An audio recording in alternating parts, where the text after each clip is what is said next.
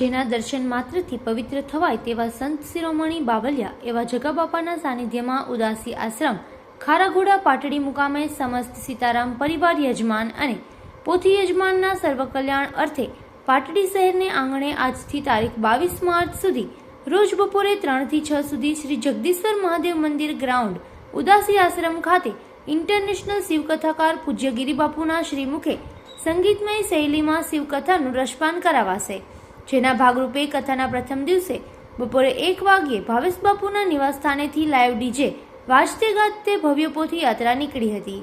કથાનું રસપાન કરવા સમગ્ર પાટડી શહેર અને આજુબાજુની ધર્મપ્રેમી જનતાને પધારવા માટે ભાવભર્યું નિમંત્રણ ભાવેશ બાપુ સીતારામ પરિવાર દ્વારા પાઠવવામાં આવ્યું છે. સમગ્ર કથાનું જીવંત પ્રસારણ કરવામાં આવશે તો તેનો ઘરે બેઠા લાભ લેવા માટે પણ ભક્તોને નમ્ર વિનંતી કરવામાં આવી છે.